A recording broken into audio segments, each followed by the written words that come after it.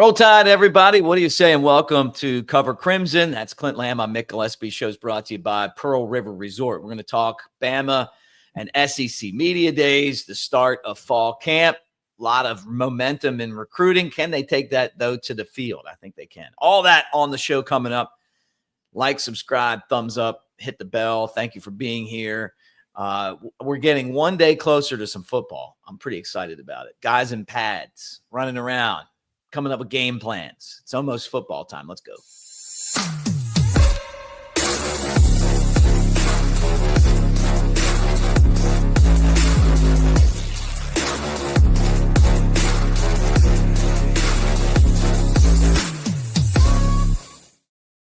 All right, there he is, Clint Lamb. I'm Mick Gillespie. Pleasure to have you guys with us on Cover Crimson. SEC Media Days next week. Clint, you plan on attending.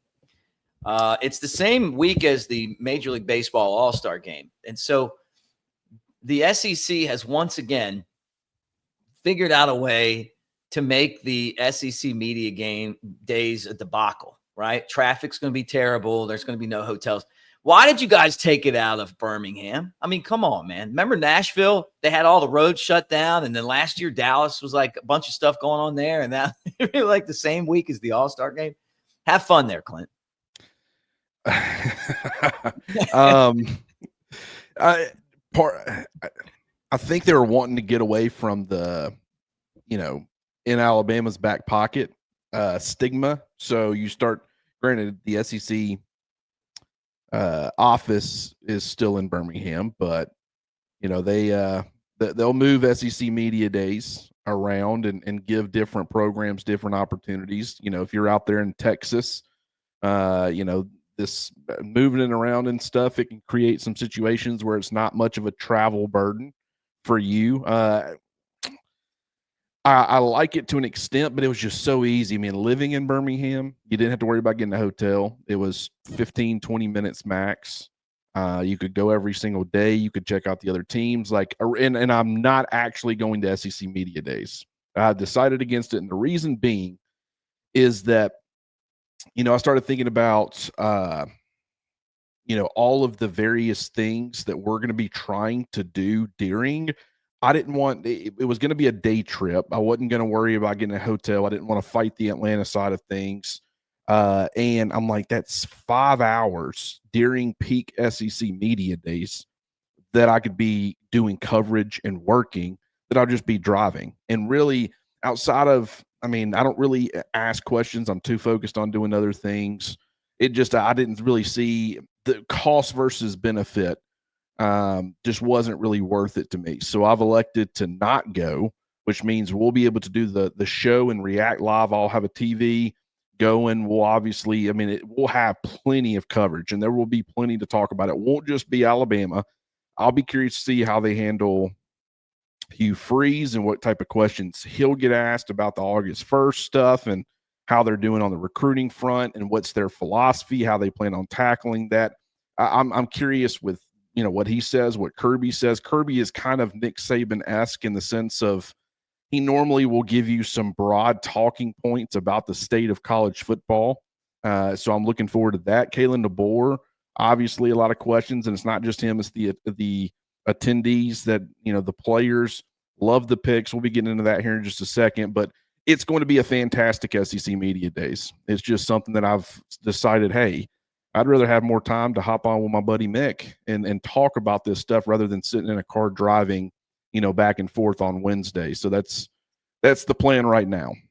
Well, if they would have done it, I wanted to go. And then when I saw it was the same as the All-Star break game that's in Atlanta, by the way, I'm going, not going to be stuck in that traffic. And then it's going to be hard to get a room. And the other thing too is, getting away from that and just being honest, when we started SEC Media Days, when it started, and I was there at the beginning, there was so much access, right? The players that were there as guests would come by and get on your show. The coach would come by and get on your show. Former coaches, I used to do, for any of you guys in Tuscaloosa, I was on with Ryan Fowler for a long time. We went to school together and we've had shows.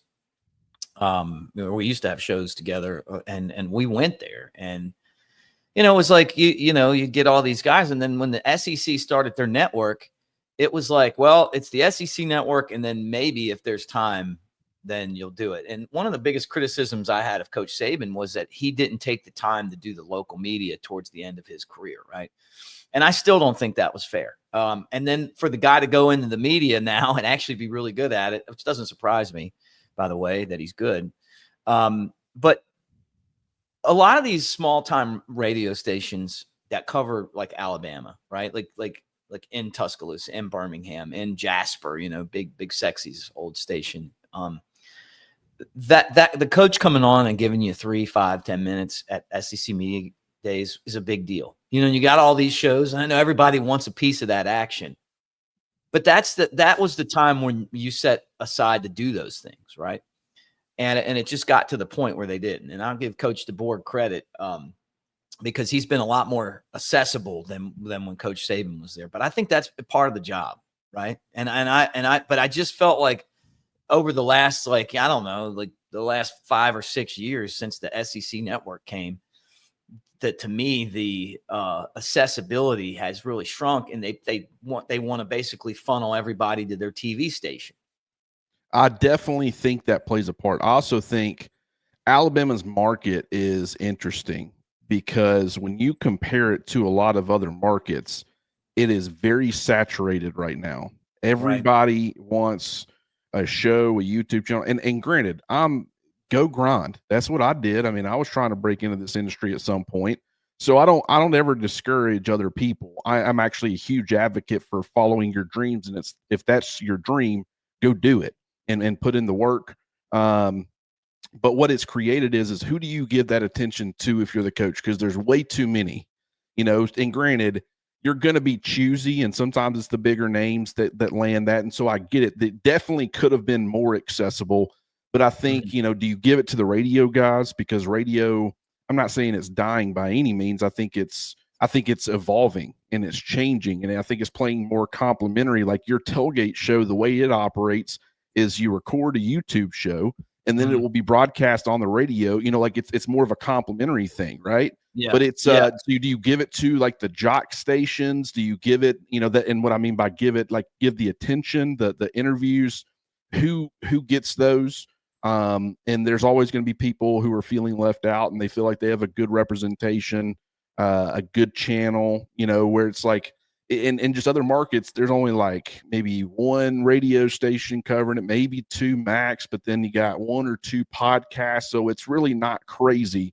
Alabama's just kind of a different beast. I don't know if or how much that played a factor in all of this, but there's no doubt that there is a funneling process to get eyeballs on the SEC network. And so when that's really the only place you're getting some of this stuff, that's certainly going to achieve that, because we all view this as kind of the kickoff of the college football season. Once SEC Media Days wraps up, I mean, it's going to be just over a week 10 days until fall camp gets underway. And then you're covering that. And the next thing you know, a month's gone by and it's time for the season to start. So, there's a lot of excitement right now. I'm excited. I'm actually kind of relieved that I'm not going, because I think it's just going to provide more time to give our subscribers and people better content. If I was planning on going and staying for a couple of days where I could break the travel up and, do all that, then it probably would have been worth it. But just, I was too stressed about spending 5 hours on the road and thinking about all the things I could do instead. So it's going to be a lot going on here, and we'll still be talking about recruiting, hanging on to these guys, seeing how their senior seasons are going. That's going to continue to be a part of this channel. I'm getting back into the recruiting game and following that closely. And so I want to kind of take Alabama through the journey of some of these guys and how their rankings are, evolving and things like that. But it's about to become very team focused because it's about to be college football season. Yeah, it's exciting though. I'll tell you that. Just getting to that point where it's like, we got some stuff to talk about now, like some football stuff. Now the recruiting's been exciting. Bama's in the top 5 nationally. They have 19 players, and there's going to be a battle for Tank Jones. We'll be covering that. Will he go with Alabama or will he go with Oregon? I heard Oregon a long time ago. And I know that on 3, he doesn't really have them as, like on their percentage category thing that they put out there. Like they don't have them listed as even a contender. I guess they do now that he's down to the final 3. But I've heard Oregon from the very beginning of this. So it doesn't surprise me that they're not in there. And then Texas A&M and then Alabama, right down to 3. But if they get this guy, I feel like they get Tank. I give him an A+ on recruiting. If he's the last guy that they get and they end up 20 recruits, number 7, I don't care, because they have run through the state of Alabama and they will have gotten 4 of the top 5. The other guy's a quarterback that you don't have a spot for. That's pretty damn good. And that's exciting. I mean, not to digress too much, but No, yeah, I mean, and I don't think anybody is ever upset about recruiting talk, but this class, we knew numbers were going to be more selective because, I mean, it's a veteran group currently, but a lot of guys could come back. A lot of guys will come back. Ryan Williams, Xavier Brown, Zay Mincy, like you got plenty of key pieces. Obviously Quay Russaw is going to be draft eligible. It's possible that he leaves, but he kind of feels like a guy who will probably be back. They'll lose quite a bit, don't get me wrong, but I just don't think it's going to be really what you're losing is some of your star players right there at the top. Damani Jackson's going to be gone after this season. We'll have to wait and see what happens with Kadyn Proctor, but very likely he's gone. Parker Brailsford, redshirt junior, size issues. Does he come back? Does he not? Jaden Roberts, like plenty of guys right there at the top of your depth chart. But with the way that they've built things and the depth that they've built, I don't think there will be this immediate need for, hey, we got to go with the transfer portal. I think they got plenty of guys that are kind of next in line who they'll be ready to kind of step up, but you got to replenish that depth. And I think that they're doing a very good job. They're getting impact players at the top. They're getting solid developmental pieces, towards the bottom that I think will end up being better players than their recruiting rankings would indicate. And I think that the transfer portal will be a part of things, but I think Alabama will continue to attack the portal in the same way that they have, which is you're never going to get like the huge flashy names. Like Isaiah Horton was a big name to Bama fans. Certainly to Miami fans was a massive, massive loss. But, where was he at in the recruiting rankings as far as the transfer portal? He was not super up there. They go more after their styles of player, guys who are going to come in, assume a starting job.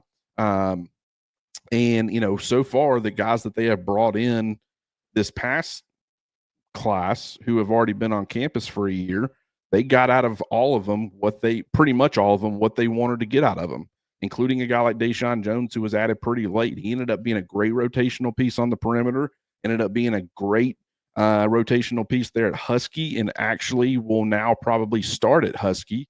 And it's like that was a guy that wasn't on a whole lot of people's radars. I mean, he was like, okay, he can help out your secondary. He can compete for a job. Is he a difference maker? Probably not. That was kind of how he was viewed.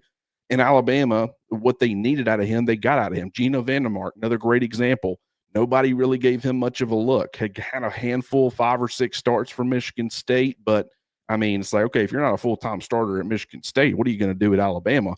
Well, he could very much end up being the starting left guard, and even if he's not, I think everybody will agree he's a very critical depth piece at all 3 interior spots. And so what they needed to get out of him last year, they got, and they will continue to get this season. I fully believe in their ability to fill any holes that are needed in the transfer portal, but just the way that they're constructing this roster, I think it is probably one of the best approaches that I've seen relative to other programs. And I think it's sustainable because you're creating opportunities for these young guys to get playing time. You have systems that allow them to get early playing time, especially on defense, because it's a simpler defense than Nick Saban's. And I think that you're complementing that with impact transfer portal pieces in a culture where guys want to come back. Everybody's buying in. I just think it's the perfect recipe right now. And I think it's going to breed success. Well, I'll tell you one thing. Before we get there, let me remind you guys, we're brought to you by Pearl River over in Philadelphia, Mississippi. They look great when you talk about all the golf that goes on at Dancing Rabbit. It's the Augusta you can play, the Azaleas, the Oaks. Get out there, hit them around. You don't have to have a membership. Go there, stay at the clubhouse. And with your room, you get a cart key in there. You can drive around, do whatever you want. Go to Silver Star, Golden Moon Casino. The water park's open, Geyser Falls, the spa, the steakhouse, Philip M. Steakhouse, the sports book, and look good doing it, man. And I talk about this all the time. You want to feel good and look good and feel good, and take advantage of Rhoback.com. Our promo code Crimson20, 20% off. So you got Bama gear, you got golf gear, you got office gear, all of that at Rhoback. They're great clothes, really cool logos and concepts.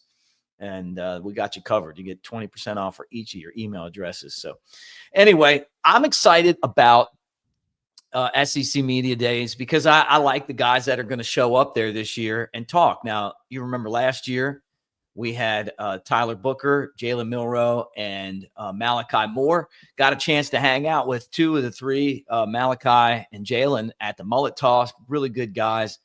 This year, another great crew and guys that I haven't met personally, but that you hear them talk and you go, okay, man, this guy really represents Alabama so well. And I'm talking about Deontae Lawson, Tim Keenan, and Kadyn Proctor. So Proctor getting a chance to go, Tim Keenan and Deontae Lawson, they're the three this year that will be talking at SEC Media Days. Your thoughts? First of all, probably the number one thing that stood out to me about this group is you have two trench players and a second level defender.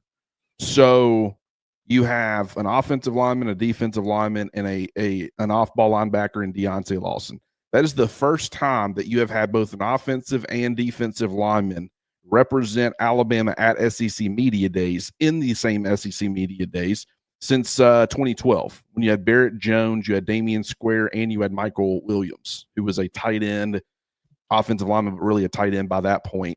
But I think, these are your leaders. Like last year, like you said, it was Jalen Milroe, it was Malachi Moore, and it was Tyler Booker. The year before, it was J.C. Latham, it was Kool-Aid McKinstry, and it was Dallas Turner.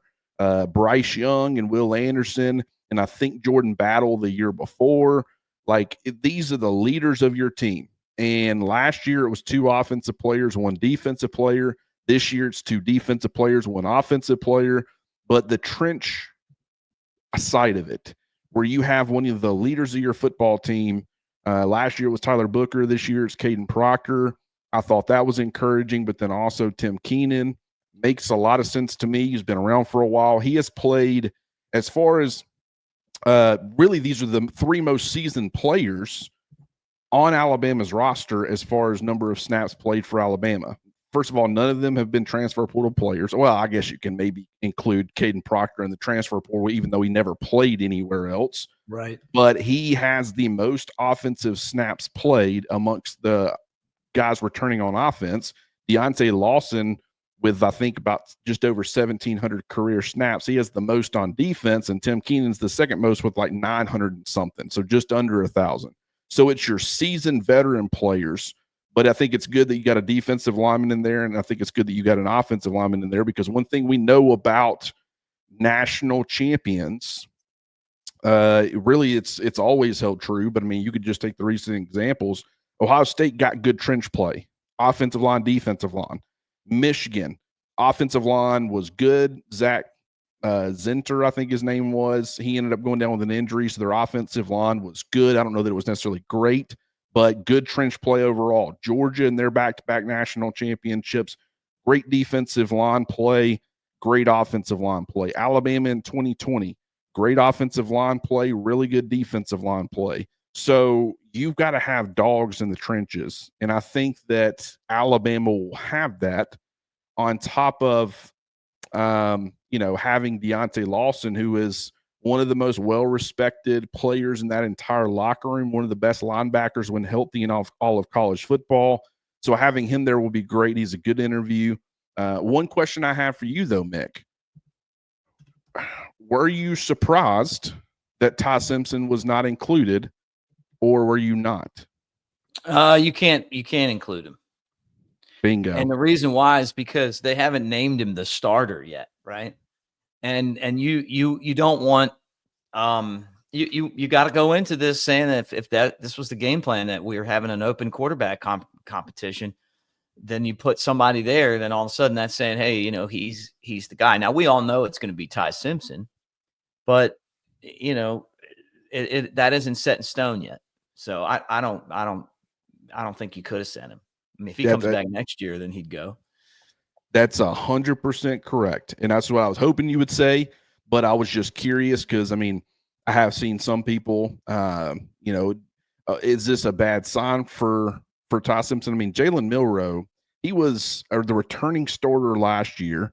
And while people like myself thought new head coach, different system, don't know how good of a fit Jalen Milroe will be for that system. So it could be an open quarterback battle in the spring.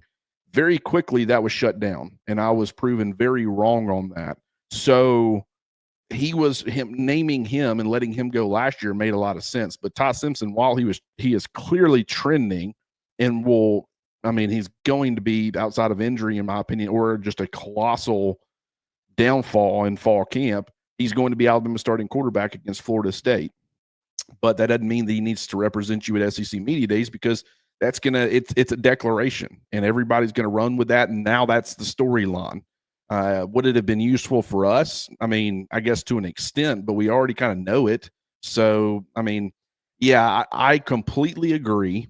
And, one thing, I was on a show, the Sharpshooter podcast last night, great group of guys, had a lot of fun, but they were asking me, was I surprised that Jackson Arnold was named one of Auburn's attendees? I mean, he just got there. He transferred in from Oklahoma, quarterback that was benched. Like, I mean, was that surprising? Should he have gone with someone who had been around and was more established?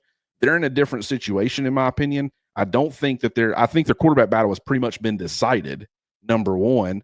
But one of the things that happened with Alabama, and I've brought this up on the show before, but I want to, rehash it or discuss it further here, was prior to the spring, they asked, I'm 90% sure it was Kalen DeBoer, about the quarterback battle and whether he would name a starter in the spring or not. And what he did say about naming a starter after the spring is that it gives your guys a chance to rally around one guy. Now, I think Alabama has navigated these waters to perfection, in the sense of, you didn't name a starting quarterback. You left the door open where if Keelan ends up being that dude in fall camp, or Austin Mack, or maybe Ty falters or whatever, where you haven't named him your starter, now he quote unquote gets benched. I think there's definitely to an extent, there's a different perception between getting benched and losing a starting quarterback battle. So if you would have named him your starter and then something happens, you now got to move him to the bench, start somebody else, and it's a much more negative storyline, even though it will be regardless. It would just be worse. But they've left the door open for a quarterback battle just in case that happens. But they've also done enough where the team can already start rallying around Ty Simpson, and they've already done that. It's very clear. To me, this is Ty Simpson's team right now. The reason I bring that up relative to Jackson Arnold is the guy for Auburn. And this was a chance for Hugh Freeze to kind of stick that flag in the ground and say, hey, this is a guy who transferred in. Not only has he transferred in and immediately kind of earned the respect of his teammates, he's a leader of this football team. And I think that it gives Auburn a chance to rally around their quarterback and view him as one of their leaders. So I understand the logic behind it. It is interesting to see how different teams, like so far, the three clear-cut guys who seemingly held Alabama's roster together post Nick Saban's retirement was Jalen Milroe, Tyler Booker, and Malachi Moore. I mean, other guys were mentioned with that, Deontae Lawson, Jahad Campbell. Not saying those guys didn't play a part, but the three who were always mentioned right there at the top were those three players. And Kalen DeBoer stayed loyal to those guys, and he gave them the opportunity to be the representatives. Now, once again, it is guys who have done nothing but play at the University of Alabama. And so that he's also continuing to reward loyalty to those guys. Parker Brailsford would have made a lot of sense. One of the best players at his position in the entire country, a leader for sure, very well respected, but he was a transfer. I just think that Kalen DeBoer is going about this respectfully, where he's kind of recognizing the guys who have been around in Tuscaloosa for a long time. Other programs are taking a different approach. I'll be curious to see how that continues to change, but Jerry Bernard would have made a lot of sense as a guy who's been around Kalen DeBoer and was a leader and super consistent this past season. Like, there are transfers who would have made sense, but I also don't think it's coincidence. Like, Tim Keenan's earned his spot there. Kadyn Proctor has earned his spot there. Deontae Lawson is unquestionable. I mean, he's been around. He's a leader coming off of an injury, which might surprise some people, but he's earned this opportunity as well. So I wasn't shocked at all with their picks. Yeah, well said. I think DeBoer's done an excellent job of doing all this kind of stuff. He's really well thought out, right? The biggest thing is, how are you going to handle success? And you look at last year and you bring up a point that I think about too, is that maybe there was a longer leash for the Malachi Moores and the Jalen Milrose because of the fact that they stuck by the program. Maybe that was like, hey, you know what? Milrose, his play at the end of the year wasn't good enough. We know that. Should have been benched, but they didn't do it. Malachi had one of the worst displays I've ever seen at the end of the Vandy game. But we still love him,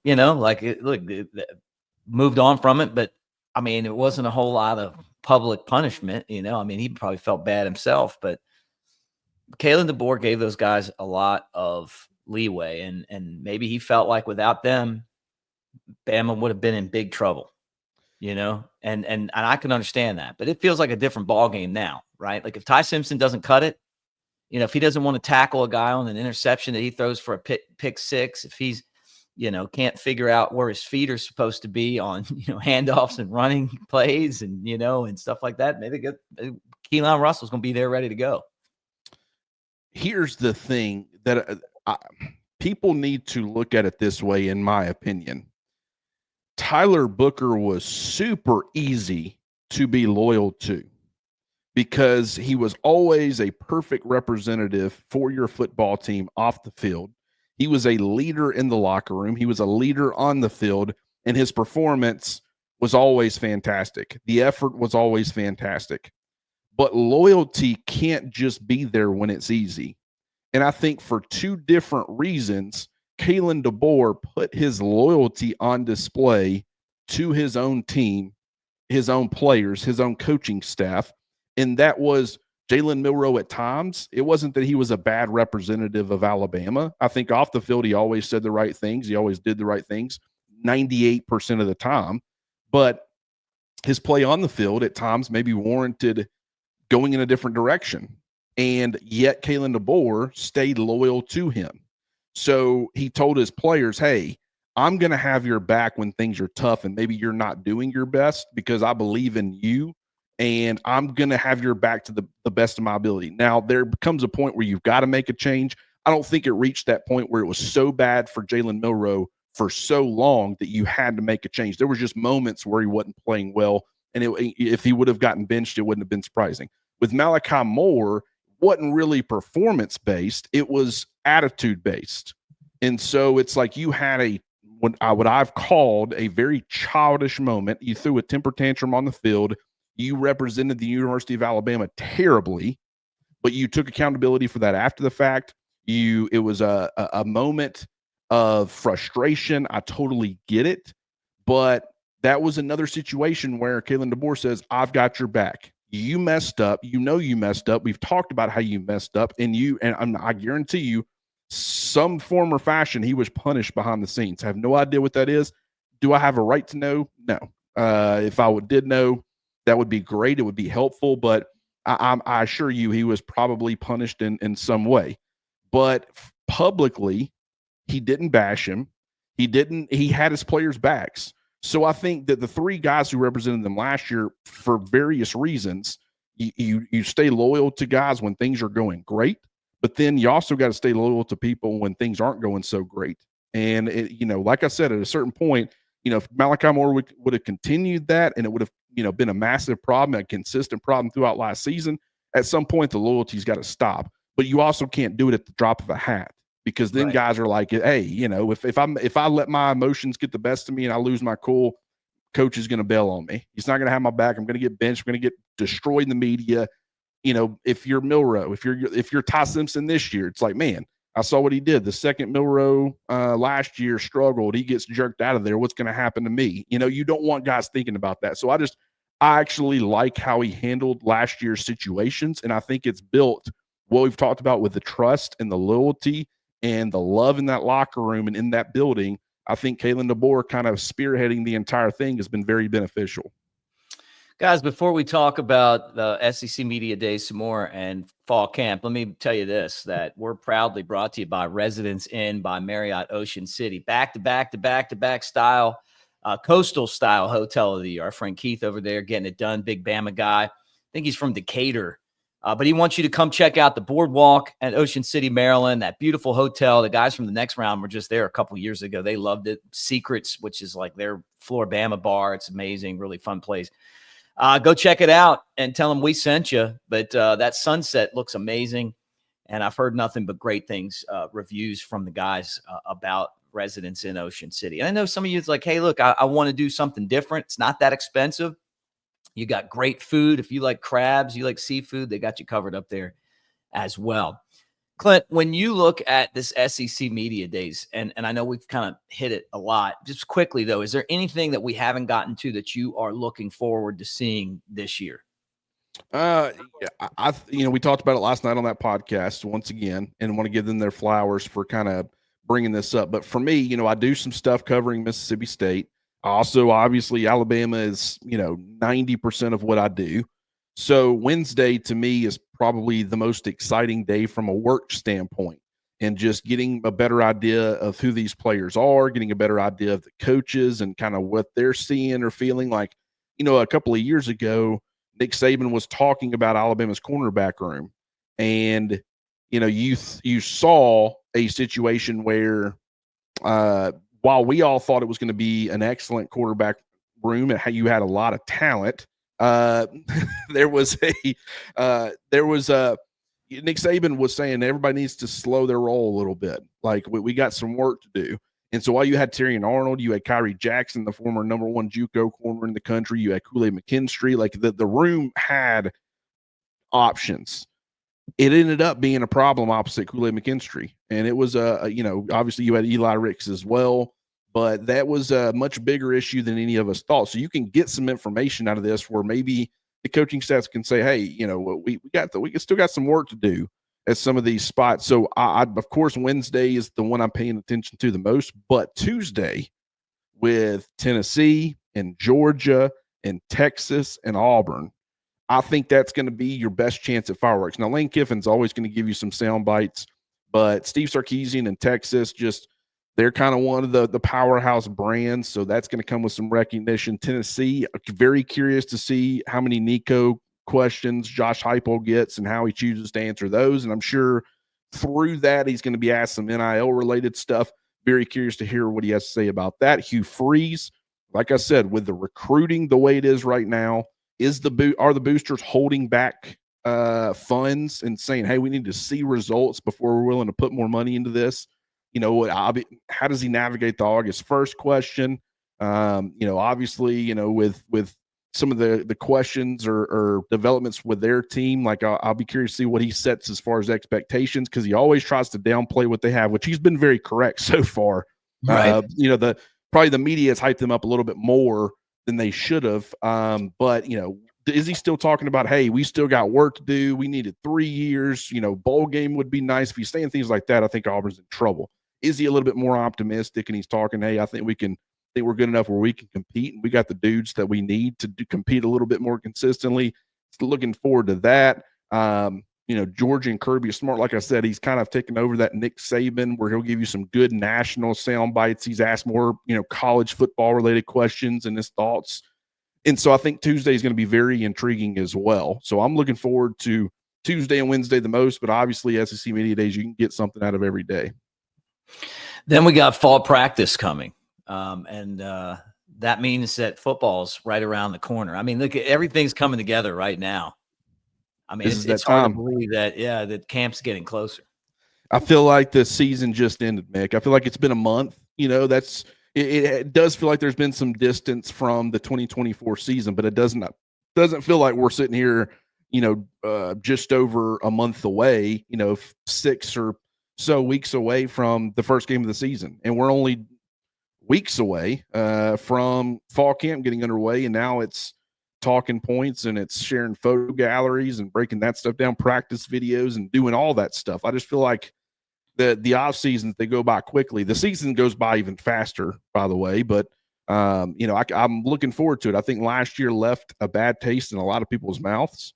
They have a chance. They have the talent and the team and the right makeup to right that ship a little bit in 2025. And I'm very curious to see how they go about it. But fall camp is going to be a lot of fun. We're going to have tons of coverage as far as breakdowns and everything else. Like, the off season does get a little bit slow. SEC Media Days is always going to generate a lot of content, but immediately following that up, once fall camp gets underway, we're going to be diving into every element of it, every aspect. Yep, it's here. It is definitely here. So get ready, buckle your seatbelt, gang. Hey, make sure that you always, guys, if you can't watch us on YouTube, that you check us out on the Cover Crimson Podcast Network, Apple, Spotify, wherever you get podcasts. Set the downloads so that you catch all of our shows on a daily basis, whether it's Clint and I or Jake Coker or Jimmy Stein, whoever we got on, you'll be able to get that every day. And it helps us out a lot too. Like, subscribe, be part of what we do in the comment section, thumbs up, share with your Bama friends. Like that's a thing we ask all the time. And remember that we're brought to you by Pearl River Resort over there in Philadelphia, Mississippi. They make the action happen by supporting us. But you guys, it's a short trip from Tuscaloosa. I know you hear me say this all the time, but you want to get away, kind of get that Vegas style experience without having to go across the country, which I had to book my next trip to Vegas yesterday. And I'm thinking, man, this is a long flight out of Birmingham. I'm going to be on a plane for like 4 hours. You could make the quick drive to Pearl River. They got Silver Star, Golden Moon Casino, amazing slots. And I'm talking about some of the best. They got table games, got the sports book, just like out in Vegas. You got that Timeout Sports Lounge, 20 big screen TVs, huge bar, got games from all over the country. You can bet on them. And then Dancing Rabbit Golf Course, plus some amazing concerts and comedy acts. Jeff Dunham's there. So it gives you an idea, like him and his puppets. Clint, fun. We'll do it again tomorrow. Roll Tide, everybody.